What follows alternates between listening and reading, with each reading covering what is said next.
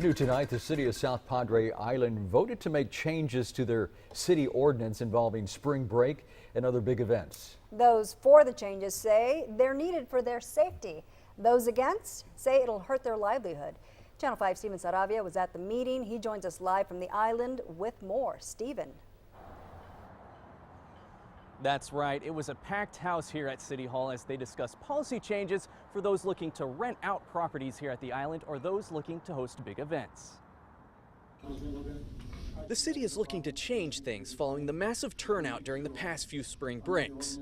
One of the issues brought up at tonight's city council meeting was how quick block parties formed in neighborhoods. These parties caused problems for other renters or people who live nearby. Right now, police are restricted to responding to calls on rental properties if there's an issue. They either need a warrant or need to be with the property owner to enter the home.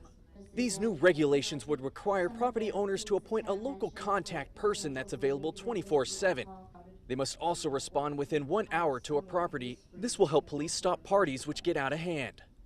If the person fails to show up within the hour, they may receive a fine up to $500 for every hour they don't arrive.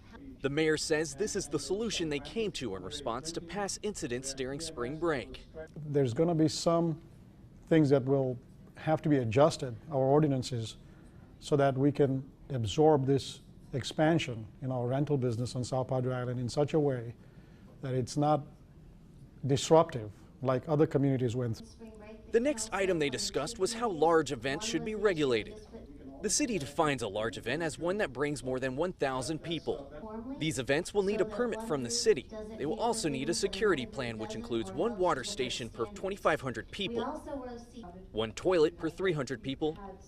It also requires a parking and transportation plan.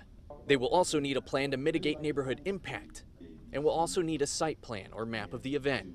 Violations can lead to fines up to $500. We spoke with business owners who rely on these big events. They tell us the more restrictions, the more likely it'll keep people away. The spring breakers have many choices. They can go to Cancun, they can go to Panama City, they can go to anywhere in Florida. There's hundreds of places.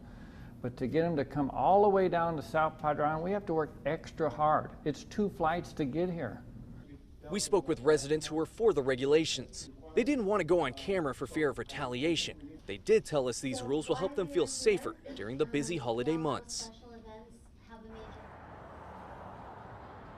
While these 2 items were approved, they won't go into effect just yet. According to the mayor, he tells us the regulations require them to vote on it one more time, this time at their next city council meeting, which will be held on the 15th at 5:30 p.m. Live at the island, Steven Saravia, Channel 5 News at 10:30.